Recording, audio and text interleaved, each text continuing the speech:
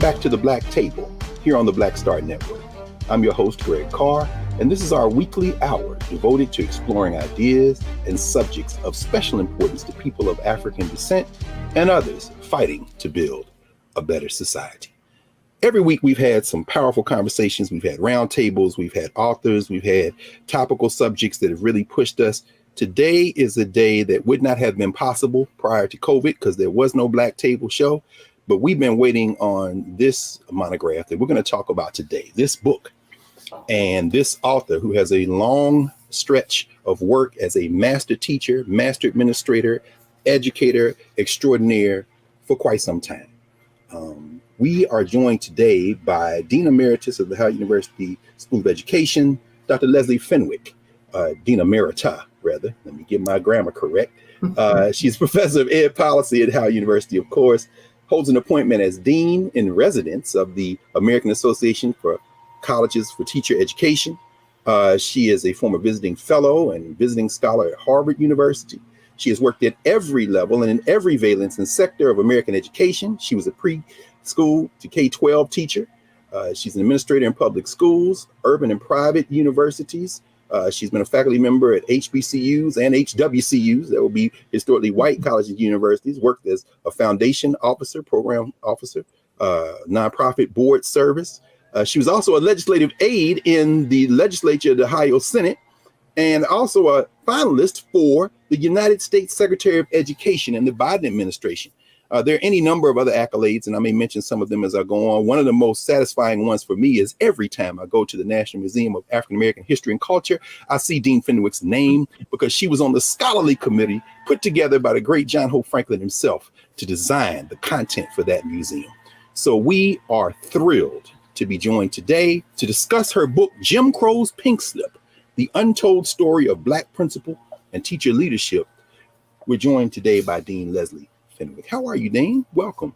I'm doing well, Dr. Carr. Thank you. Thank you not only for inviting me, but for doing this show. It's a very important show. As I mentioned to you, colleagues from other universities and across the country have been calling me, quoting you to me. So I'm glad I'm finally before you. Thank you. Well, we're together. And it's so wonderful, Dean, because as we know, even though we both are have been associated for a long time with Howard University, as I told the students at Morehouse one time, there's only one big HBCU with a lot of different locations. I said, I know y'all don't believe that, but I think about the fact that we recruited you, of course, from the Atlanta University Center, and we go all the way back to Ohio State and graduate school where you represented there. And we're going to talk about that in a minute. In fact, let's start there. Jim Crow's Pink Slip. You opened this book so powerfully with an encounter that you had while in graduate school. Could you talk a little bit about what you experienced there and how that led you to this important topic? In fact, I would argue, and I would agree, in fact, with Richard Milner, of course, who was the series editor with the Race and Education series at Harvard Education Press, when he says this is perhaps the most important topic we can have in education. But it started in grad school. Is this what happened? It started in grad school. This book, as you well know, is a long time coming. I was taking a politics of education course when I was a PhD student. I guess part of this message is to our graduate students, particularly our doctoral students, to listen to your own mind and to value your life experiences and have that inform your scholarship. So I was taking a politics of education course as a PhD student, and the faculty member teaching the course decided that we would not begin the course with conversation about Brown, but rather the 1971 decision, the Charlotte-Mecklenburg decision. And I was really looking forward to this course because I believed, even as a doctoral student, that the politics of education was the Brown decision. It is the Brown decision. And I was looking forward to our discussing that. So I was disappointed that we were starting at some other point, which seemed kind of irrelevant. Additionally, the faculty member began the class at that time, back in the old days, with a transparency that listed all of these negative statistics about Blacks in education.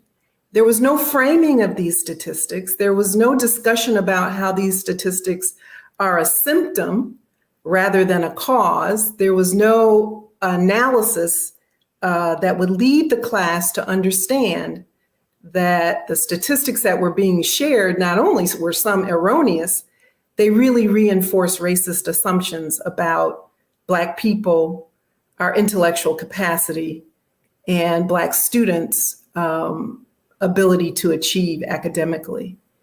And this bothered me. So I said, I'm going to march over to the library and bring back some information and statistics to share with this faculty member so that he would, in the hope that he would reframe the class and also return us to a discussion of Brown. And that experience really deeply affected my orientation toward writing this book. So I march over as a doctoral student to the library, and I'm in the stacks. Again, this is before the internet. This is back, Dr. Carr, when we actually had to go to the library. How about that? A lost art, unfortunately. We need more. We need to return to those stacks. We need to return to the library because guess what, students? Everything isn't on Google. How about or Bing or any other search engine, but that's another story, right, for another day. No, it's a lesson. You dropping jewels along the way. So you're in the stacks. So I'm in the stacks. I think it was Ackerman Library. Yes. And I'm gathering these facts about Black academic achievement, the history of Black achievement in the public schools, and just gathering just various and sundry resources. And I should mention here for those who are listening, a great deal of which you experienced personally. I think about how you talk about your own upbringing and the generations of educators. So this wasn't like you were going in search of something that you knew that you didn't know was there. You knew it was there. You just went to go find it. Oh, absolutely. I knew it was there because of my own family experience. My father attending the great Paul Laurence Dunbar High School in Washington, D.C. My mother attending Sumner High School, the great Sumner High School in Kansas City, Kansas. All of their friends whom they met at Meharry and at Howard, who had attended segregated Black schools from Delaware down to Florida over to, Mississippi, Arkansas, Texas, et cetera. They all had the same story. Yes. About the exceptional credentials of their Black teachers and principals. Yes. So I'm in the stacks and literally almost pushed out of the stack, one of the shelves, is the Senate hearings about the displacement of Black principals. And I was shocked by two things. One, that there were Senate hearings, and two, that these occurred in 1971, as late as 1971. So now for our younger listeners, they may say 1971 was ancient history, but don't we think of Brown as 1954? That's right. But really this history still has resonance. It's a history that's not dead and still has resonance today. It's certainly the history of my generation. I mean, born in 1965, I think about the fact Various and Dara Swan visited Howard's campus, and Lisa Crooms Robinson and myself both said to them, we were the shock troops in Nashville in 1970-71. And when you're writing this book, you're really unveiling. I'm reading every line like, my God, this is what happened to me. I was robbed of those great teachers at Cameron High School and Washington Junior High School, and now I know why. But anyway, so these hearings, what is you are exactly right in saying that, because it's our generation, Dr. Carr. At best, we might have been the last generation who had these models of intellectual authority and models of leadership authority, models of intellectual authority in teachers and models of leadership authority in the principals. We may, if we were lucky, have been the very last generation of Black students to have experienced these generations of Black teachers who have never been replaced. I tell my students all the time, we were trained by that last generation, that greatest generation that came out of U.S. apartheid. And you can tell the difference. And I know we're going to talk about that, but this is important to get it in the beginning. So as you're looking through these Senate hearings, what is revealed to you? I mean, what do you see there? I mean, it's amazing we don't know about these hearings. It is absolutely amazing, because this is the untold part of Jim Crow's Pink Slip, the untold story of Black principal and teacher leadership. And again, this is a message to our young scholars, young PhD students, and newly minted faculty. So these Senate transcripts on the displacement of Black principals have been cited at least 100 times in the literature. And yet the singular story that's shared in the Senate transcripts has not been talked about. The Senate committee was chaired by then Senator Walter Mondale, whom you know later becomes a vice president. And it opens with the testimony of Dr. Betty Smith. Senator Mondale asks Dr. Betty Smith to talk about her experience of being fired after the Brown legal decision. And he explicitly asks her if her experience was unique and singular to her, or if she has evidence that other principals who are Black in Georgia experienced the same thing. He asks her about her academic credentials and the academic credentials of the individual whom replaced her. And this is the focus of the more than 1,500 pages of that transcript and all the supporting documentation, that we lost an exceptionally credentialed generation of Black teachers and principals as a result of massive white resistance to Brown, which was the law of the land.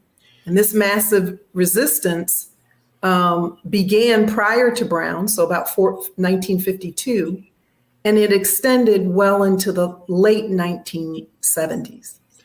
We're going to pick up with this on the other side, but as you open the book, so many striking moments as you craft this. And I remember many years ago, well, not that many, but certainly maybe 8 or 9 years ago, when you talked to the freshman class at Howard about your research, reading this and having you characterize this as the largest brain drain in the history of American education and maybe education anywhere.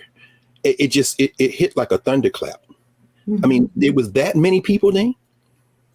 So we're talking primarily about the 17 dual system states. And these are states which by state law and custom operated racially segregated schools, not just in elementary school, not just in high school, but in college and graduate and professional schools. So what that meant is that Blacks who were residents of those states, who paid tax dollars to support public services in those states, could not attend public schools, colleges and universities, graduate and professional schools. Those state institutions were white reserved. And so we attended HBCUs, historically Black colleges and universities. And if that individual wanted to pursue graduate or professional education, a PhD, a JD, a DDS, an MD, any such degree that was not offered by the HBCU, that Black citizen had to leave the state to earn academic credentials at the graduate level. And so in education, where did most of the individuals who were teachers and principals, after earning their undergraduate credentials at the state's private or public HBCU, where did they go to earn master's and doctoral degrees? In my book, I trace the institutions that they attended. And they attended these institutions in this order: New York University, Columbia University, the University of Pennsylvania, The Ohio State, University of Michigan, University of Chicago, and Iowa. Those were the top 7 institutions attended by Black educators who were seeking graduate credentials. And they do what I call in the book an academic migration. They go north or Midwest or slightly west, earn their master's and doctoral degrees, and return to the segregated South to teach in all Black segregated schools. As early as 1926, the school that my mother attended for high school, Sumner High School, as early as 1926, 41% of the all Black faculty at my mother's high school had master's and doctoral degrees, and about 3 from University of Chicago and Harvard combined. Now, I'm not just telling that last statistic based on a family anecdote. Sure. I found this information through my research and through the Senate hearings. And that was not a fact that was only true of my mother's school. This was broadly true of segregated all Black schools, that despite sometimes dilapidated buildings, despite certain underfunding, despite used books and other curricular materials many times defaced with racial epithets, the teaching force and the leadership force, the teacher and principal workforce was exceptionally credentialed. And they had also experienced learning in a desegregated or integrated environment in their graduate school education. So they returned to the South after, as part of this academic migration, having not only superior academic credentials when compared to their white peers, but also a social experience that their white peers had not had or experienced. Yes. Can we then take a second here just to pause, and we're going to come back in our second block. And I want you to pick up right there, if you will, with us to talk about their social experiences and this return and how important it is for us to not only take note of what happened, but the implications for what this means for us today in terms of when we start thinking about diversity in education and recruiting Black teachers. We'll be back in a moment with Dean Leslie Fenwick discussing her book, Jim Crow's Pink Slip, The Untold Story of Black Principal and Teacher Leadership, here at the Black Table on the Black Star Network.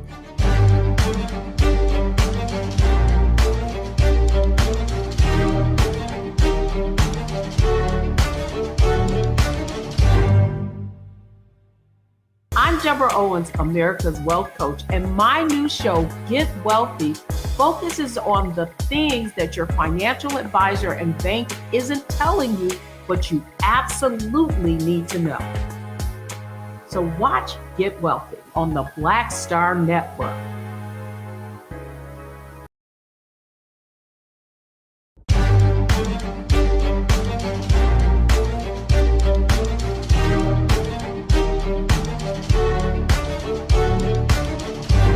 Welcome back to the Black Table. We're speaking with Dean Emerita of the Howard University School of Education, Leslie Fenwick, and author of the book, Jim Crow's Pink Slip, The Untold Story of Black Principal and Teacher Leadership.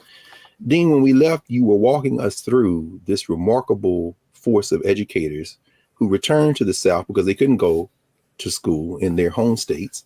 I think about your colleague and our friend, the late Jim Donaldson out of Florida, Lincoln University graduate, 26-year-old PhD from the University of Illinois. So many of them in the Big Ten. I mean, I know I went to Ohio State because Jamie and McDonald Williams had gone to Ohio State in the 40s. And I think about so many who had gone to these schools, and then they came back. And of course, we think of them in terms of HBCUs, in terms of populating those faculties. But you say they were also elementary and junior high school and high school teachers and principals. So how do they stack up against their white counterparts in the apartheid South and the Jim Crow South? So, as I mentioned, Black teachers across the apartheid South, the 17 dual system states, Black educators, teachers, and principals were more academically credentialed and experienced than their white counterparts. And this was one of the horrors and one of the reasons why this issue reached the ears of Congress in terms of this series of U.S. Senate hearings on the displacement of Black principals. The issue was not simply their displacement. The issue was that they were being fired, demoted, and dismissed and replaced by lesser qualified whites.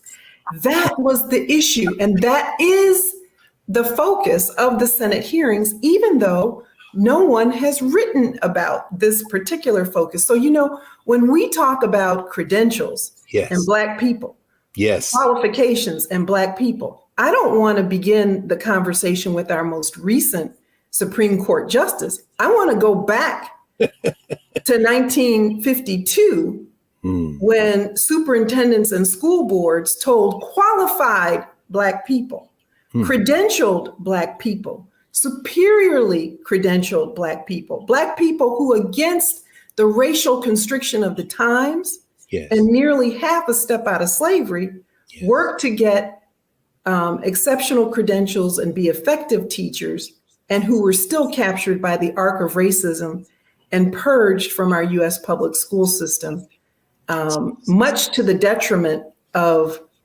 all students, particularly Black students, and much to the detriment of the public school system itself. So to put this in kind of numerical perspective. Oh, yeah, please do. Yes. For your listening audience. Yes.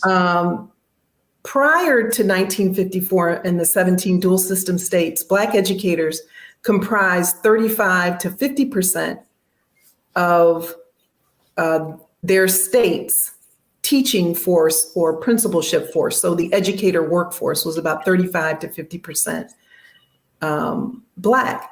Today, out of the nation's 3.2 million teachers, less than 7% are Black. About 11% of the nation's 90,000 principals are Black, and less than 3% of the nation's 13,800 superintendents are Black. And here's something that's quite interesting. Then as now, Black educators are the nation's most academically credentialed educator. Black principals and teachers are more likely to hold a master's and doctoral degree as one indication of quality than their white peers. And yet we're tremendously underrepresented in the ranks of school leadership at the superintendent level, which controls budget and policies for school districts, and at the principalship level that controls the implementation of curriculum and the selection of the teaching force. Dean, could we take a second there and have you walk us through a couple of things? Number one, the techniques that were used to destroy that pipeline, which admittedly was put together because we were in Jim Crow, but nevertheless produced this high quality group of teachers. You know, you write about people being called incompetent, which is utterly absurd. Principals being taken out of their buildings, and when they're closing the building, if they open the building, they put a less qualified white principal and make them the assistant principal, or they promote them. It looks like a promotion, but you're trying to get rid of them. You talk about these two types of educators, either the people who can go along or the radicals. Let's get them out of the building. But, you know, as you're describing this, so that's one thing. I hope you can walk us through. And also, in terms of how they fought back, you tell the story of a group, all these groups, but the American Teachers Association. It's cost me a lot of money over the years to get the histories of the state level associations that the National Education Association paid for them to write those state histories. But in reading them, I almost get furious because it's like these were real people. These are the heroes of education, these teachers and principals in Arkansas and North Carolina. And you write about, of course, Georgia. Could you talk a little bit about how they got these teachers out of the pipeline and what these teachers did to fight back, to try to hold on, these teachers and principals? So, you know, while I'm writing the book, I'm thinking that the genius men, and it was all men at the time in terms of the legal strategy, Thurgood Marshall and all of those men. Thurgood Marshall is an NAACP attorney. He later becomes our first African-American Supreme Court justice. I think our grad, HBCU grad, and you can correct me if I'm wrong, but I think that his record of successfully defending 21 out of 31 cases before the Supreme Court has not been beaten. So no. he's still, you know, HBCU trained. No question. And still his record stands in 2022. Okay. So I'm thinking, as I'm reading all of this, all of my research that goes into the book, that Thurgood Marshall and others must know, because they're litigating all the cases in the South that precede Brown and that comprise Brown, that they must know that if Brown is successful, that given the racial customs, strictures, and just base violent racism of these states, that Black educators' jobs would be at risk. And yet I wasn't reading anything in the Senate hearing that said that. And so I call, and this speaks to Howard University and our wonderful resources in Moreland Spingarn. Yes. I call Joellen Bashir, and I hope she hears this on your show, Dr. Carr. Yes. And I'm dean at the time, so I'm trying to be dean and conduct this research and not have the two priorities conflict, but they do, because the deanship is consuming. Well, let me just pause here and put another name in the mix, because you follow in the arc of and are clearly built out of the same stuff as the great Charles Thompson, the editor of the Journal of Negro Education. So, I mean, somehow you make that happen. You're an example of this magic you're writing about. I wanted to channel him when I became dean. So so I call Ms. Bashir, Joellen Bashir, and I tell her my quandary. I said, I had not had other conversations with her about the book. Mm-hmm. But I tell her my quandary. I said, I think that Thurgood Marshall would know about this, or others would know that this was a prospect, that this might happen, that if Brown is successful, Black educators will lose their job. And she says, well, Dean Fenwick, normally we would invite you to come and review the resources that we have here at Moreland Spingarn and do a little sleuthing on your own to see if you can find the answer to that question. But given your responsibilities as dean, and she was very complimentary of me, I will see what I can find for you. So this was a special favor. Wow. And that was the end of that conversation. I would say flash forward 3 weeks later, maybe 4 weeks later, at home, I get a brown envelope addressed to me. I open it, and Joellen Bashir, the Moreland Spingarn archivist and librarian, has copied all of these materials. And one of the things she sent me was a memorandum that Thurgood Marshall had written. He was establishing in the NAACP the Teacher Information and Security Department. And the role of that department was to collect financial resources, because they knew as early as 1952 that if Brown was successful, Black educators were going to lose their jobs, Black teachers and principals, and that they would need financial resources to litigate those cases. And so I credit Joellen Bashir with answering my question and providing me evidence for that. And there were a lot of other interesting memoranda in there signed by Walter White and other leaders of the NAACP at that time, and even before. Thurgood Marshall also documents one of the most egregious cases. Remember now, he and other NAACP attorneys are going south. They're collecting the testimonies of Black principals and teachers about what's happening to them. Yes. And in South Georgia, he identifies a principal of a one-room dirt floor schoolhouse. The gentleman had earned his undergraduate credentials as a teacher at Fort Valley State University. At the time, I think Fort Valley College, now today, Fort Valley State University in Southern Georgia, and had gone on to earn a master's degree in educational leadership from Columbia University. Returned to the South and was teaching in a one-room dirt floor, all-Black schoolhouse.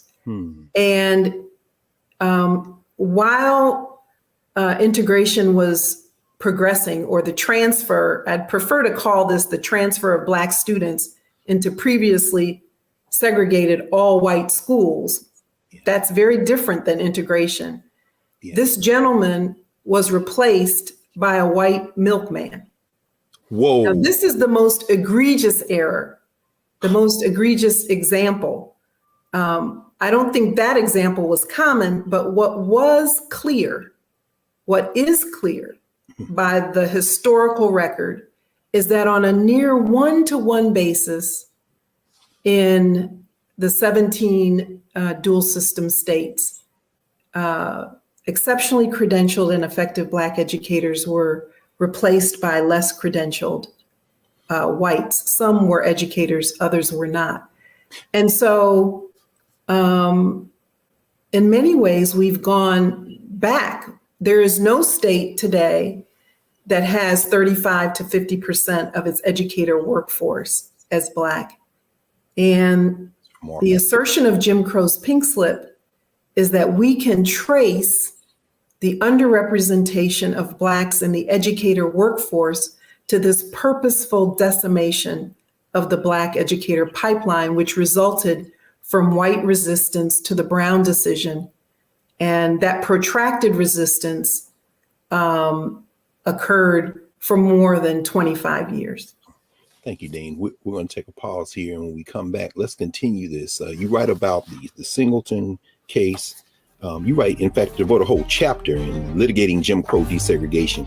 And when we come back, we want to talk about that fight, and not only how the Black educators were involved, but the Black sororities, fraternities, the links, how Black folk fought back. And we'll be back in a moment to continue our conversation with Dean Leslie Fenwick, author of Jim Crow's Pink Slip, here on the Black Star Network. Back in a moment.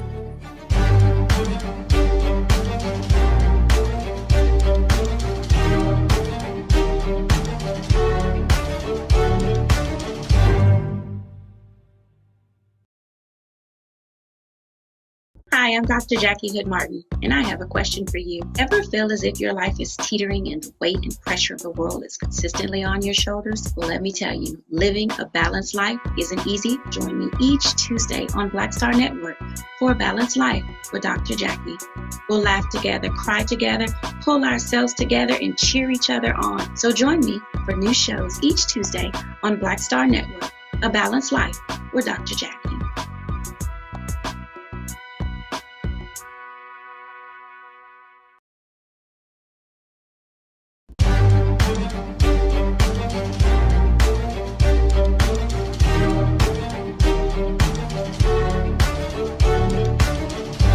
Welcome back to the Black Star Network. This is the Black Table. I'm your host, Greg Carr, joined today by Dean Leslie Fenwick, discussing her book, Jim Crow's Pink Slip.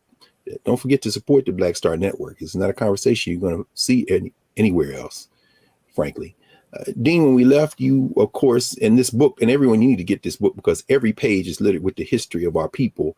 You mentioned Fort Valley. You talk about Horace Mann Bond, of course, who had been the president there and at Lincoln University before that. You talk about these rural educators who were wiped out.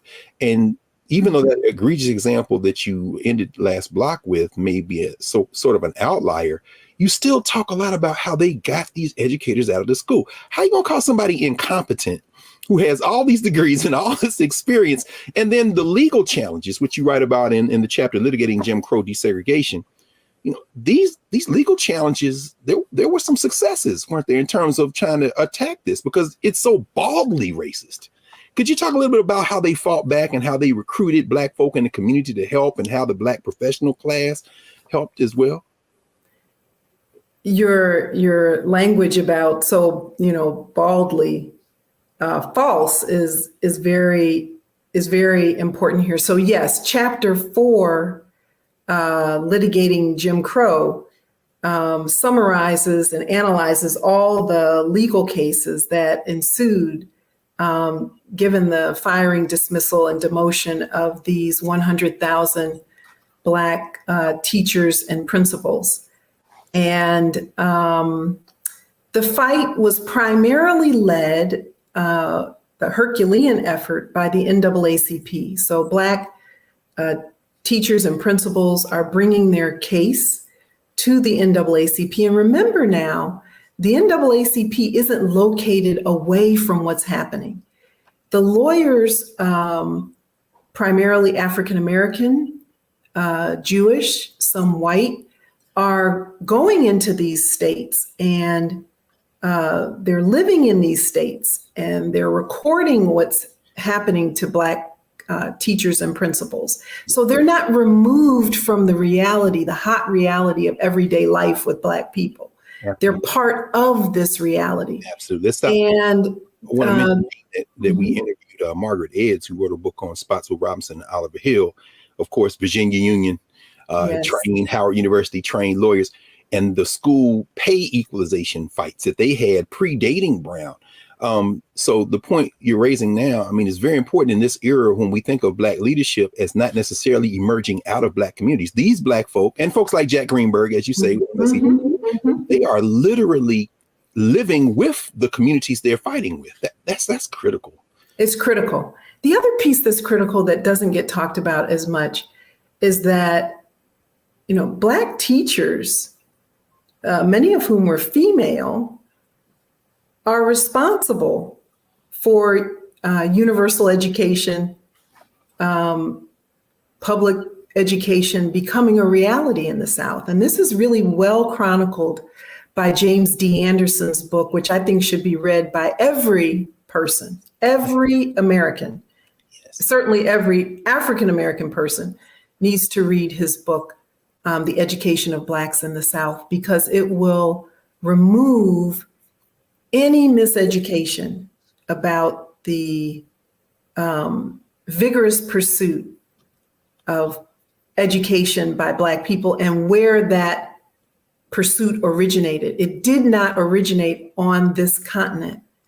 Africans brought a deep and abiding commitment to a certain type of education and socialization of children and young people. And let me just pause here to inject in terms of what you write about. You talk about what this basically demotion and elimination of so many educators and principals of African descent does to the curriculum. It was very powerful when you wrote about that, and you talk about particularly these Black women who are not only modeling for their young people, but infusing them not only with a curriculum that in many ways is superior to the white schools in terms of the classical Eurocentric curriculum, Latin and Greek, but equally, if not more importantly, the cultural values that they represent. And I love the phrase that you use, cultural elision. When you talk about that cultural elision, I mean, you know, this isn't just about jobs, although you also write about what this does to Black wealth in this country. I'm like, how is Jim Crow's Pink Slip not the first book we look at when we start talking about education, but the cultural grounding? I mean, you know, this smashing this pipeline it's beyond the demographic. And you write about that. You say it's bigger than the data, although the data hasn't been brought forward. There's this cultural elision. Can you take a minute and talk about what are the implications of this for even today? So, and I've talked about the teachers and a large percentage of them being female, and this is related to your question. And the majority of principals at the time are African-American males in the all Black segregated schools. And in all white segregated schools, the majority of principals at the time are also male. You know, it wasn't until about the late 1980s that females as a group, regardless of race, become the majority of principals. Okay. So students are losing out on these models, as I said earlier, of Black intellectual authority and Black leadership authority when they're pushed into the previously segregated all white schools. You asked me so many questions there. Oh, just anywhere, because everybody has to get this book, quite frankly. And I know we're going to be teaching it. So I'm just glad this is our point of entry for so many people. But go ahead. Anywhere you want to pick, of course. Then. Well, let me talk about chapter 4, the legal cases, which it took quite some time to compile those and analyze them. There were several important partners, and one of the things I was saying is that all of this is under the Herculean leadership of the NAACP and its attorneys, but there were partners, important partners across, I would say, a cross-racial alliance led by the NAACP, the National Association of Secondary School Principals, which had previously primarily been an all-white and male organization, comes to the aid at the urging of Black principals and teachers to say, yes, this is a national problem. And they pressure the Nixon administration. They write amicus briefs. They testify in these series of Senate hearings saying, this is an atrocity and it must stop. The American Friends Service Committee, which we know as a Quaker human rights organization, goes into the South. They do some very powerful studies about how Black students who've been pushed into previously all-white segregated schools, how they're being treated in these schools.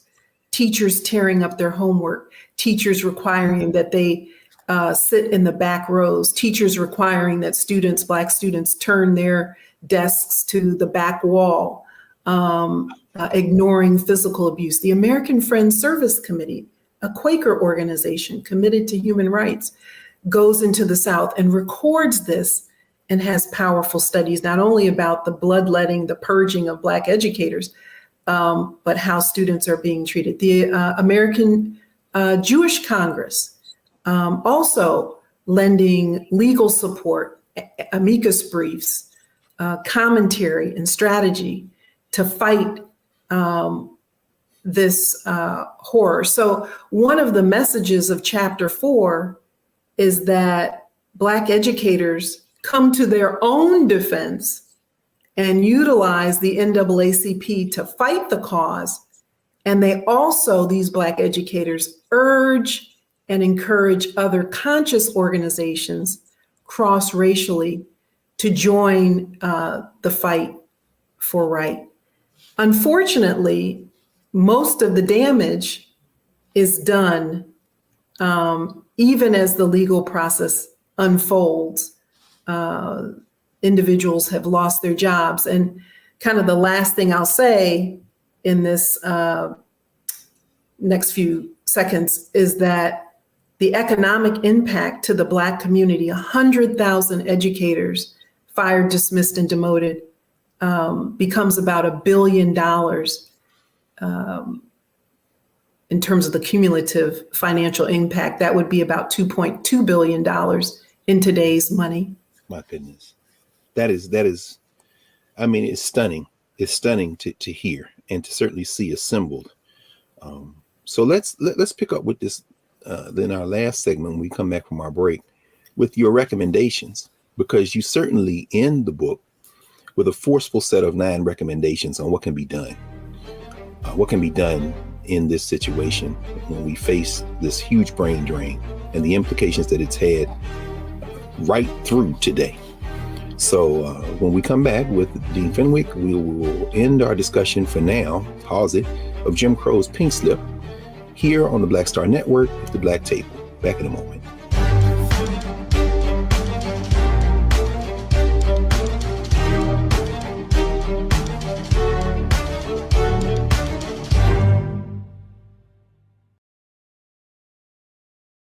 When you talk about Blackness and what happens in Black culture, we're about covering these things that matter to us, speaking to our issues and concerns. This is a genuine people-powered movement. There's a lot of stuff that we're not getting. You get it, and you spread the word. We wish to plead our own cause.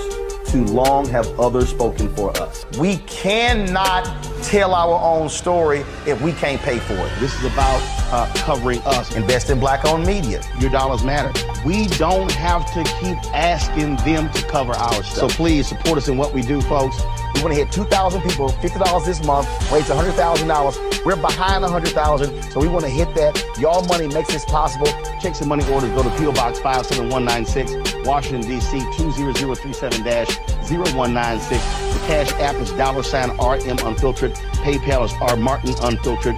Venmo is RM Unfiltered. Zelle is Roland at RolandSMartin.com.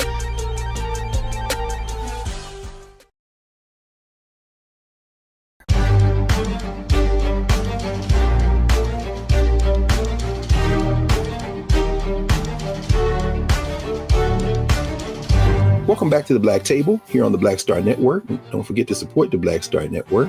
I'm your host, Greg Carr, and I'm joined by my friend and colleague, Dean Emerita of Howard University School of Education, Leslie Fenwick.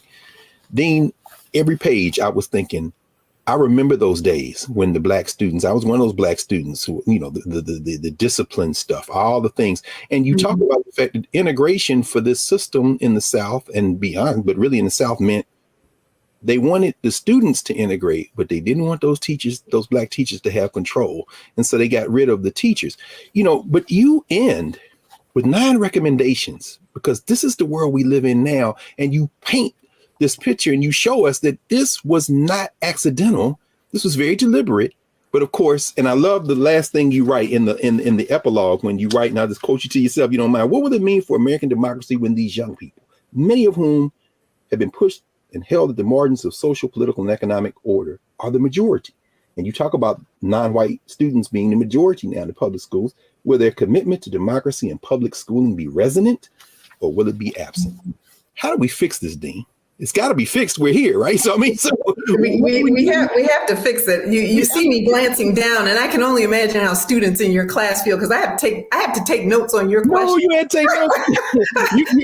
you live this. we could have a 5-hour conversation. I'm trying to focus my. Take your time. You want to come back? We have to invite you back. I will say this. In the policy world, research. As I teach my students in policy class, research informs policy. Policy is to inform funding. So, research, policy, program, intervention, funding. There's this circle. And so one of the things I was attempting to do in the book is eradicate this myth that's often said in poetry voices. I say it in poetry voices. Black students pursued careers previously unopened to them after Brown. And that's why we have less than 7% of our nation's 3.2 million teachers as members of African American or Black racial groups or ethnic groups. That is not factual, but you will hear that and read that in the research literature, in social commentary about the underrepresentation of Blacks in the educator workforce. It's constantly repeated, and yet the historical record does not show that desegregation ushered in the release of Blacks from the educator professions voluntarily. What the historical record shows is that Blacks were purged from teaching and leadership positions in the public school systems across the United States. And we have not yet recovered from that purging. That's the first thing. The second part of the myth is that Brown really meant the integration of Black students into previously segregated all-white schools. Brown never said, close all the Black schools, fire the Black principals, teachers, and principals, and push Black students into previously all-white segregated spaces. But that's what was orchestrated to occur in order to maintain the segregationist hold on the public school system and the monies that supported it. And so there's a myth busting that is an intention of Jim Crow's Pink Slip here. A correcting of the record about what Brown meant and what we still haven't fulfilled. Brown meant that we were to cease segregation in public schools. And ceasing segregation meant to wholly integrate the student bodies, the faculties, and the staff, meaning administrative staff. So in order to achieve Brown, what we were to have done was to integrate teachers, the teaching body, the principalship, and the student bodies. And yet on June 15th, 1971, the nation turns its attention away from the conversation and the fight to integrate the educator workforce, teachers and principals, into desegregating schools, and defines desegregation as the simple presence of Black students in previously all-white schools. So we focus now on these ratios of Black to white students rather than the larger good which would have been served. And I asked the question in the book, where would we be today if these generations of exceptionally credentialed Black educators who at the time had a commitment to anti-Black racism, and how do you know they had a commitment to anti-Black racism? They were establishing NAACP chapters, and they were leading voting rights campaigns in very threatening circumstances. Okay. Very racially constricted settings, many times with threats against their own lives. And so in order for us to kind of correct this circumstance, we need to know the myth, understand the actual history, and then write policy that addresses the historical record. Yes. And that's what led me to the 9 recommendations that conclude Jim Crow's Pink Slip. Thank you, Dean. I think we probably need to have a 2-hour segment of the Black Table to even begin to sketch the full range of Jim Crow's Pink Slip. But somehow, in the space of 50 minutes, you were able to give us the broad scope and do some drill downs in terms of some specific examples. This is a truly remarkable book. And as we've been saying since you first shared it with our 18 and 19-year-olds at Howard, your research, we've been waiting, and everyone needs to get Jim Crow's Pink Slip, particularly as it empties into some policy recommendations that can truly perhaps fulfill the promise of this experiment we got drug into against our will, but nevertheless, we're here now, so we better do something about it. So, Dean Fenwick, thank you so much. It's been an honor to have you with us. Dr. Carr, it's a real honor to see you and to be on the Black Table, and I really commend the network for providing scholars and others this kind of outlet for our community and other conscious communities. So thank you. Thank you. Thank you. So we'll be back in a moment. We're going to clear the table and get ready for our next week's segment at the Black Table. Back in a moment.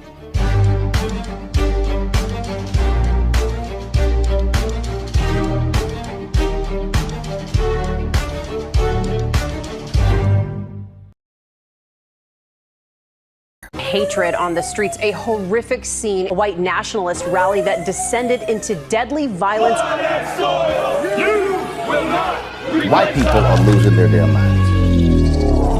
As an angry pro-Trump mob storms the U.S. Capitol, we've seen shooting. We're about to see the rise of what I call white minority resistance. We have seen white folks in this country who simply cannot tolerate black folks voting. I think what we're seeing is the inevitable result of violent denial. This is part of American history. Every time that people of color have made progress, whether real or symbolic, there has been what Carol Anderson at Emory University calls white rage as a backlash. This is the rise of the Proud Boys and the Boogaloo Boys. America, there's going to be more of this. Here's all the Proud Boys, guys. This country is getting increasingly racist in its behaviors and its attitudes because of the fear of white people. The fear that they're taking our jobs, they're taking our resources, they're taking our women. This is white fear.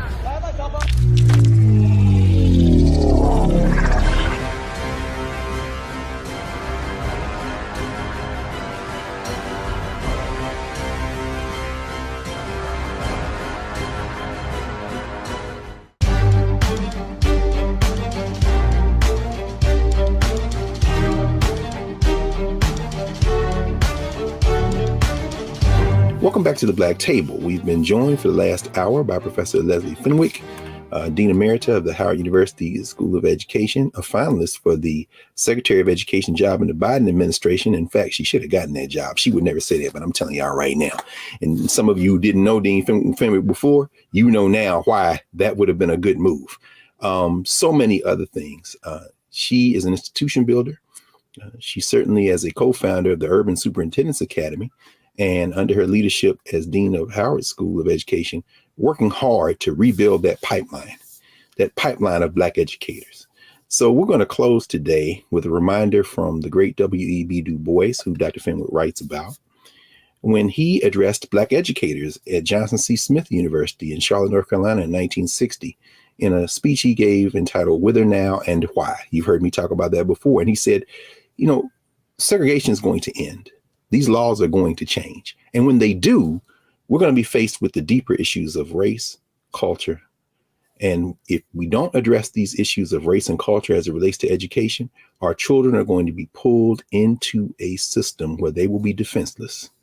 And as we heard Dean Fenwick say, this was something that the NAACP anticipated and yet found itself powerless to prevent in the face of structured opposition, not just from the South, but in some cases from the federal government, from the testing agencies like ETS and others.